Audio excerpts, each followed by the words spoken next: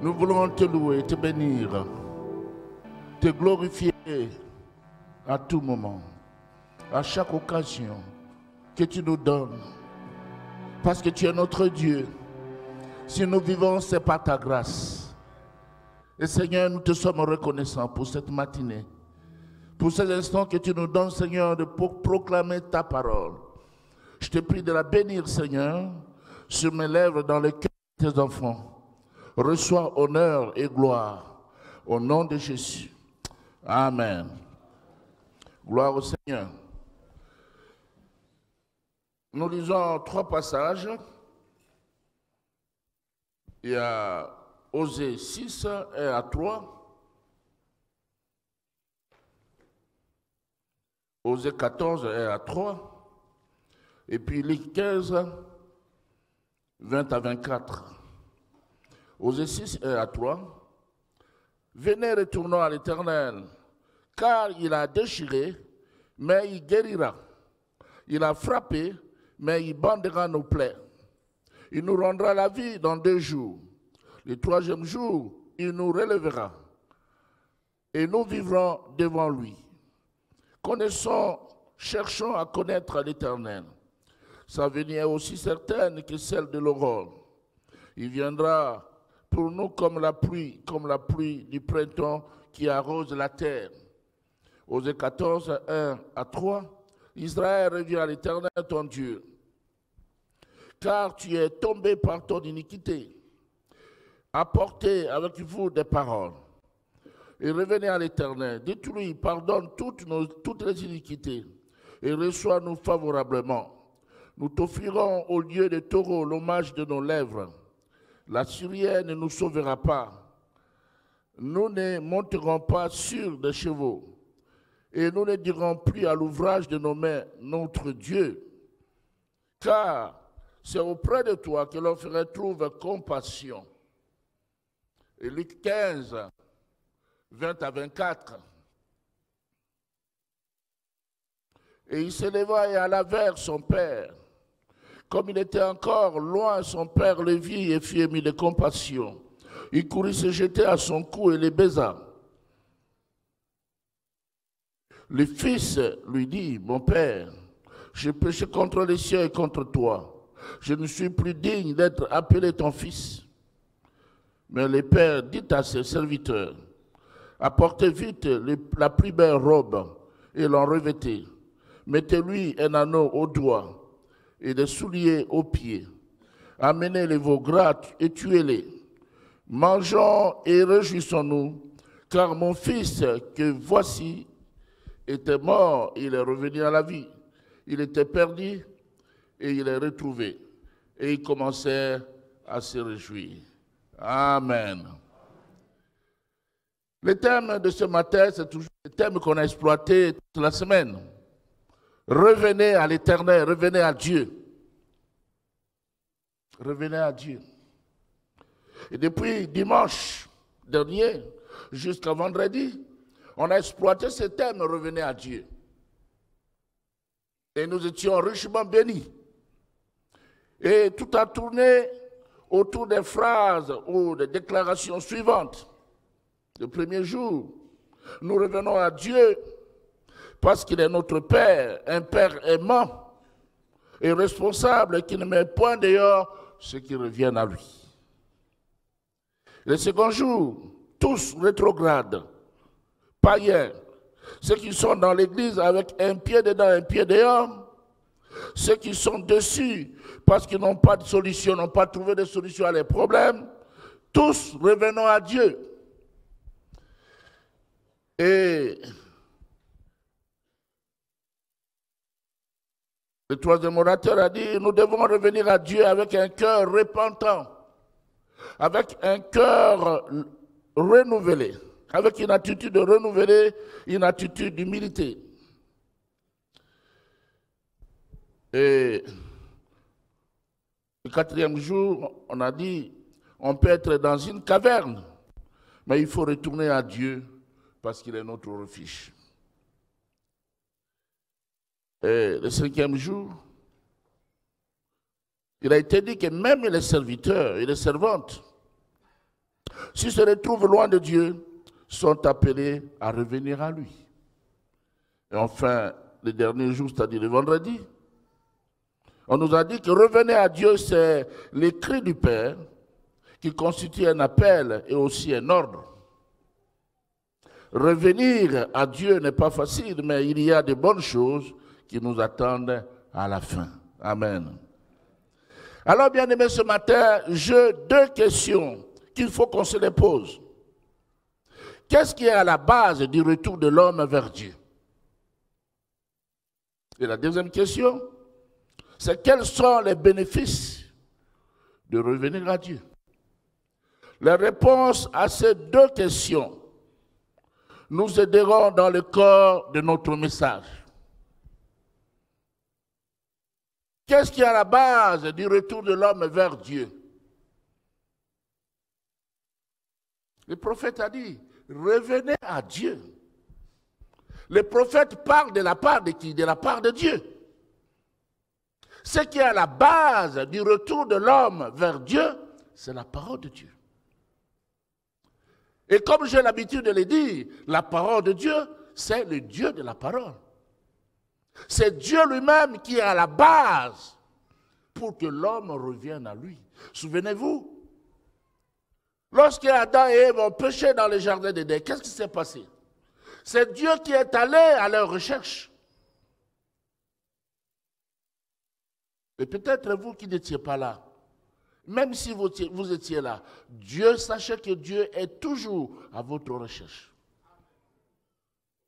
Il est à votre recherche.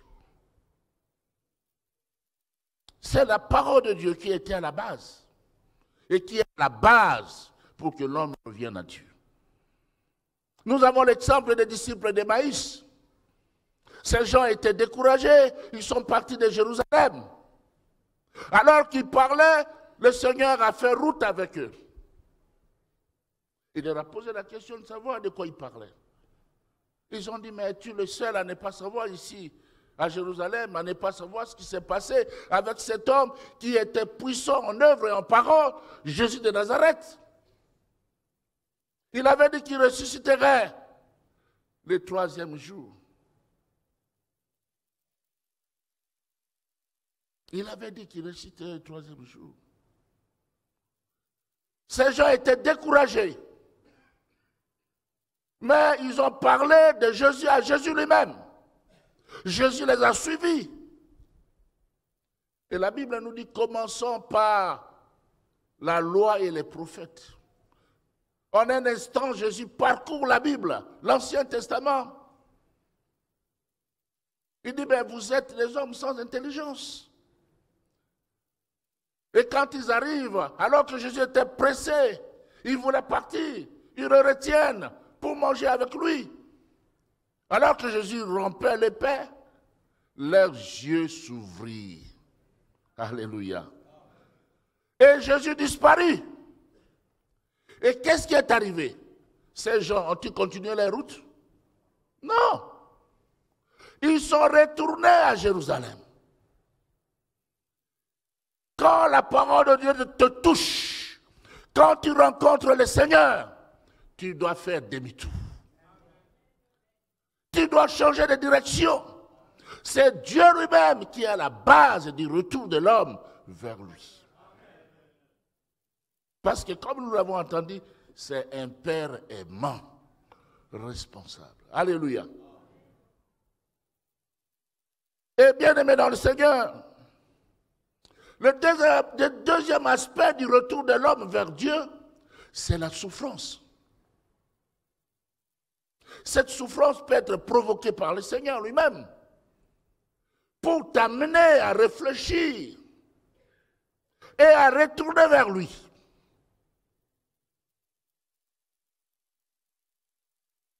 Écoutez ce que Osée 6, verset 1 nous dit. Venez, retournons à l'Éternel, car il a déchiré. Qui a déchiré? C'est l'Éternel. Il a déchiré, mais il nous guérira. Il a frappé, mais il bandera nos plaies. Alléluia. C'est comme un père, c'est comme une mère. Quand l'enfant est têtu, on tape, il y a des fessées. Et l'enfant crie. Et le papa ou la maman vient prendre l'enfant et on berce l'enfant. Et l'enfant, calme-toi chérie, calme-toi chérie. C'est exactement ce qui se passe. Le Seigneur nous donne des fessées pour que nous comprenions que lui est Seigneur. La souffrance peut être à la base de notre retour au Seigneur. Voyez l'exemple de la nation d'Israël dans le livre des Juges. Chaque fois que le peuple d'Israël se détournait de Dieu, qu'est-ce que Dieu faisait? Il les livrait à leurs ennemis. Et quand il les livrait aux ennemis, le peuple d'Israël criait à Dieu, revenait à Dieu. Et Dieu leur suscitait un autre juge pour les sauver. Alléluia. Ça, c'est la méthode de Dieu. Il faut examiner. Tous ceux qui passent par la souffrance, ce n'est pas qu'ils ont péché, mais ça peut être la méthode du Seigneur. Et nous voyons que ce qui est aussi à la base du retour de l'homme vers Dieu, c'est la souffrance provoquée par l'homme lui-même. L'homme lui-même peut être l'auteur de sa souffrance. Osée 14, 1, Israël revient à l'Éternel ton Dieu, car tu es tombé par ton iniquité. Tu es tombé par ton iniquité. Et nous avons l'exemple du fils prodigue. Il est revenu au Père après la souffrance. Mais avant de revenir au Père, il est revenu à lui-même. C'est-à-dire qu'il y a eu une prise de conscience. Chez mon Père, il y a des mercenaires qui sont bien traités. Je me lèverai, j'irai vers mon Père. Et il a pris toutes sortes de résolutions. Une prise de conscience. Il avait choisi lui-même la voie de la souffrance.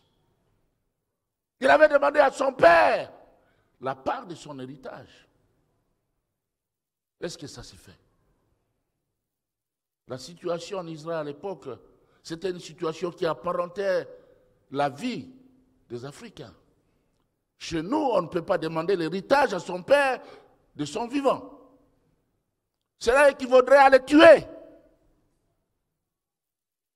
Quand son père lui a donné cela, mais il était touché dans son cœur. Comment il me demande l'héritage? Il veut ma mort. Il lui a donné. Il est parti. Mais il est allé souffrir. Et ça, c'était la volonté permissive. Le père a permis. Parce qu'il avait insisté. Et la souffrance l'a ramené au Seigneur. Examine la souffrance par laquelle tu passes. Tu n'es pas toi-même l'auteur de cette souffrance. Que ce soit une souffrance causée par les autres, que ce soit une souffrance causée par toi-même, que ce soit une souffrance voulue de Dieu, tout cela doit t'amener à réfléchir et à revenir au Seigneur. Parce que le Seigneur ne rejette pas ceux qui reviennent à lui. Alléluia. Et bien aimé dans le Seigneur,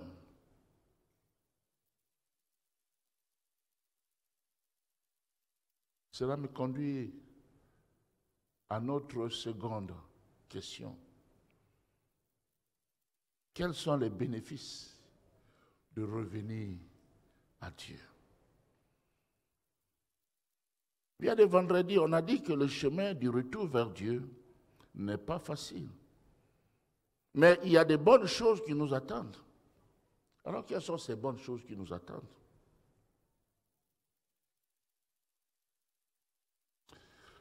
Les bénéfices de revenir à Dieu sont de deux ordres. Deux ordres. Les bénéfices temporaires et les bénéfices éternels. Temporaire et éternel.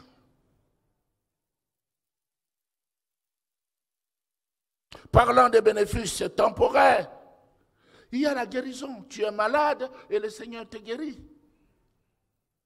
Il te guérit pour vivre bien. Il te guérit pour te dire qu'il t'aime. Mais il ne vise pas seulement ce qui est temporaire, il vise ce qui est éternel. Dans Osée 6:1, nous lisons, venez, retournons à l'Éternel, car il a déchiré, mais il nous guérira. Il a frappé, mais il bandera nos plaies. Il bandera nos plaies.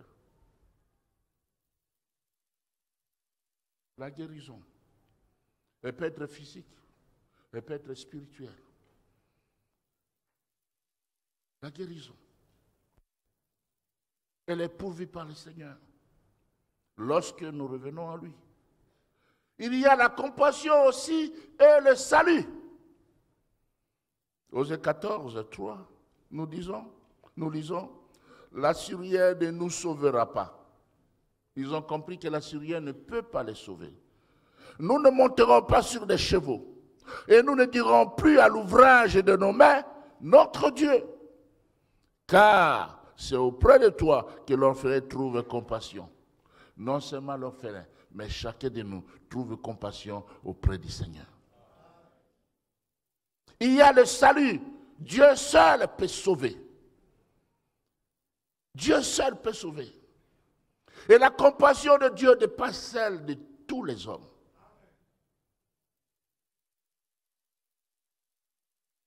L'enfant, le fils prodigue, est revenu à lui-même. Il y a eu une prise de conscience. Comme disent les Quinois, à Zongimotu. Il reprend conscience. La Bible dit, étant revenu à lui-même, il dit, combien de mercenaires de mon père ont du pain en abondance, et moi j'ai péri de faim. Un autre avantage ou un autre bénéfice lorsque nous décidons de revenir à Dieu, c'est qu'il nous reçoit favorablement. Parlant du fils prodigue, la Bible dit, comme il était encore loin, son père le vit et fut ému de compassion. Il courut se jeter à son cou et le baisa. Nous voyons que le fils est dévancé par son père qui court à lui, se jette à son cou et le couvre de ses baisers, malgré son indignité et ses ayons. Malgré tes fautes, malgré ta saleté, le Père court vers toi. Alléluia. Ce Père t'aime. Ce Père m'aime. Reviens à lui. Il est amour. Vous savez, à cette époque-là, eh bien, les gens s'habillaient comme les Arabes que vous voyez en Arabie Saoudite, avec des robes qui ressemblent à des soutanes. Et un vieux père comme ça qui voit son fils qui court, il prend le risque de tomber. Et il a pris ce risque pour son fils. Quel amour! Il n'a pas regardé au passé. Dieu ne va pas regarder à ton passé. Même si tu avais tué, même si tu avais avorté, même si tu avais fait je ne sais quoi, si tu décides de revenir à lui ce matin, par la repentance, il a les bras ouverts pour t'accueillir. Il va pardonner ton péché. Et nous voyons aussi comme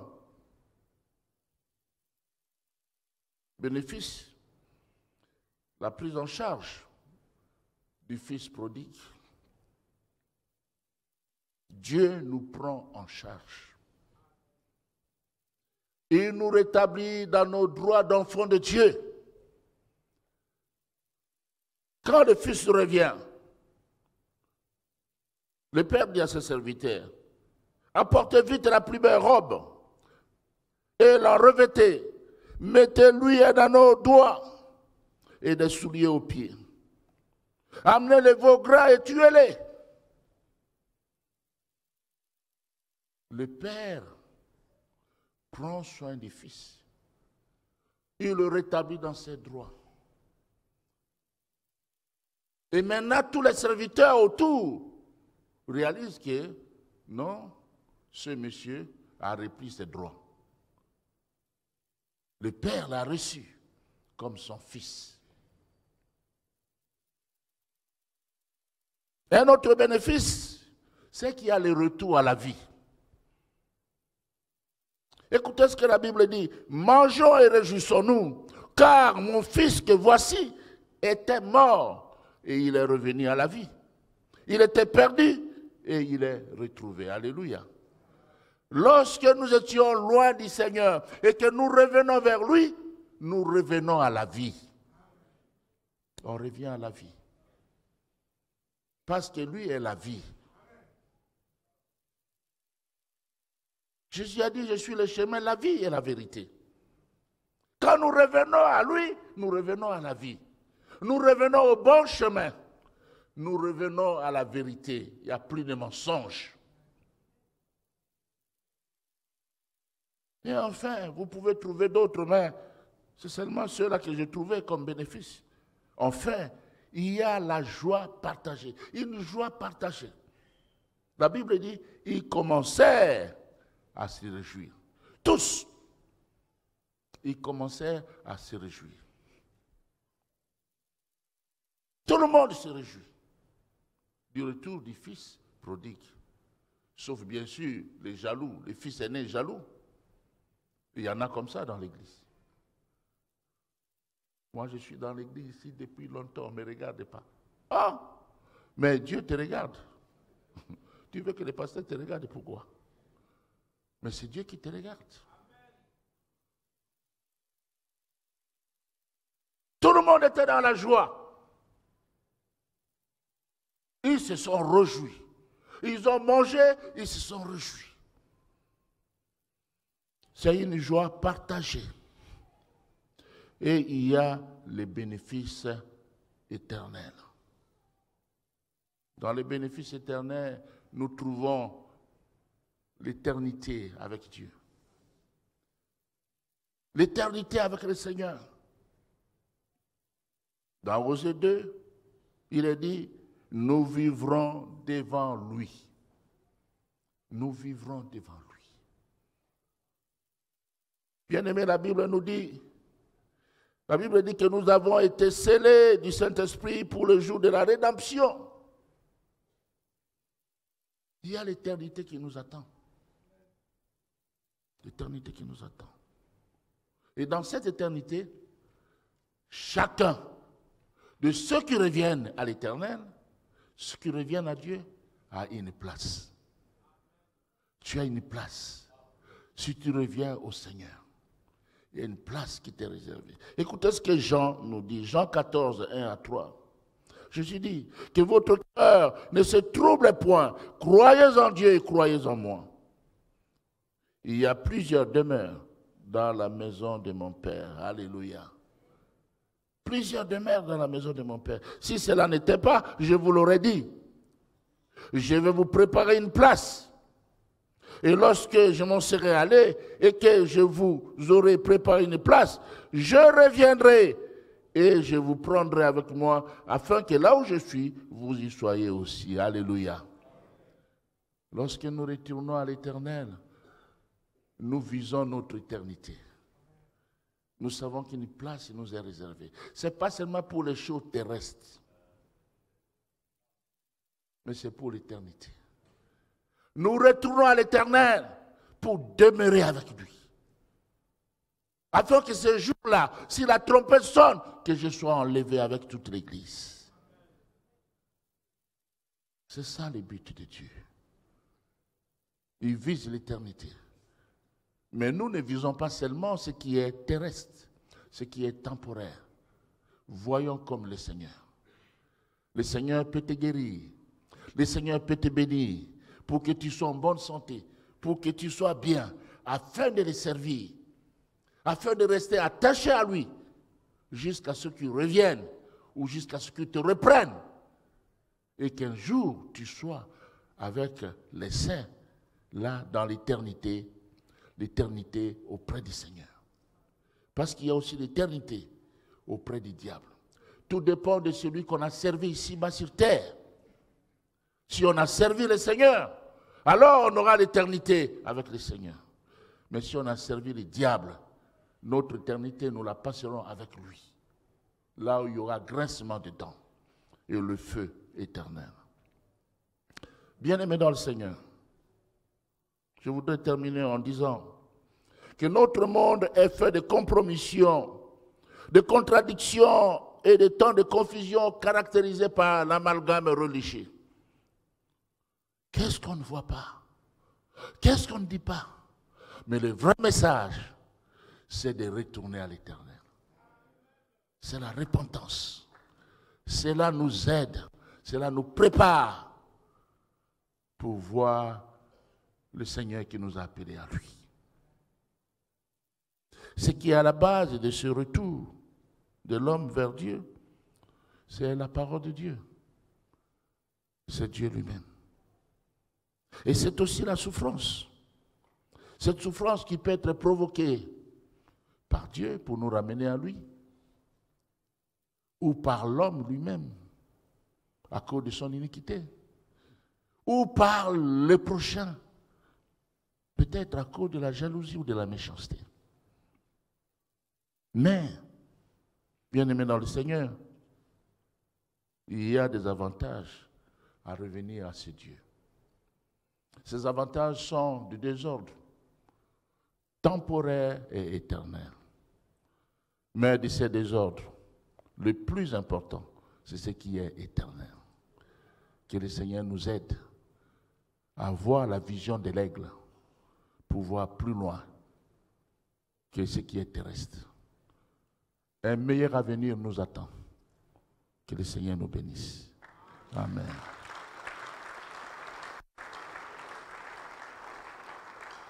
Nous voulons prier.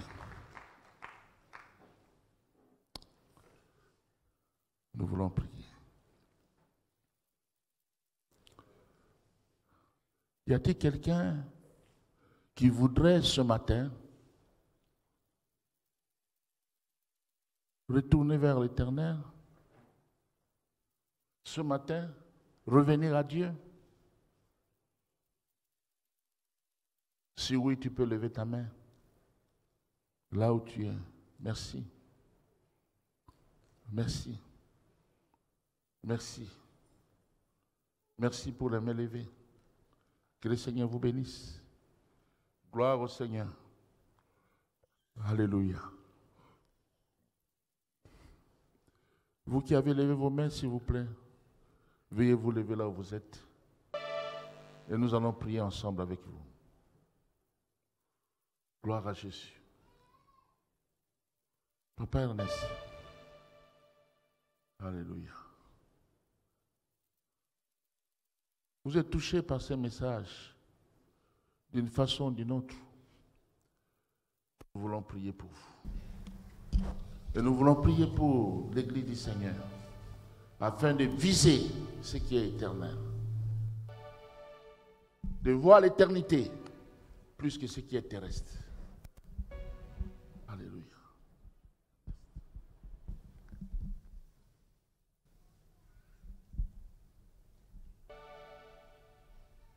Précieux Père Céleste, Dieu d'amour, le Dieu compatissant,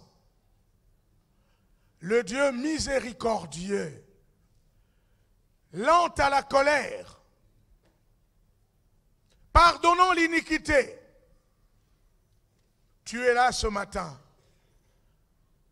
Plein d'amour, tu nous as parlé, Seigneur. Tu vois tous ces bien-aimés, tu nous vois tous, Seigneur. À qui d'autre irions-nous? Car c'est toi qui as les paroles de la vie éternelle. Et ce matin, Seigneur, Mais bien-aimé, comme nous tous, nous revenons à toi. Tu n'as pas donné ce thème pour rien, Seigneur. C'est parce que tu sais que le monde dans lequel on est nous fait quantité de propositions. Mais la meilleure de propositions, c'est de revenir à toi. Seigneur, loin de toi, c'est la mort assurée. Mais près de toi, c'est la vie éternelle. Du reste, tu dis, que sert-il à un homme de gagner l'humanité tout entière s'il venait à perdre son âme? Ce matin, tu nous vois, Seigneur. Humblement, nous revenons à toi, tels que nous sommes, comme le Fils prodigue. Nous revenons à toi. Il n'y a pas moyen de tricher, Seigneur. Nous sommes là. Viens nous en aide. Prends-nous par ta main d'amour, Seigneur, parce que nous voulons demeurer près de toi. Bénis cette parole. Bénis tout ce qui s'est passé durant toute cette semaine. Nous te sommes infiniment reconnaissants pour ta visitation. Bénis ton serviteur et laisse que tout soit pour la gloire de ton nom. Au nom de Jésus, nous avons prié.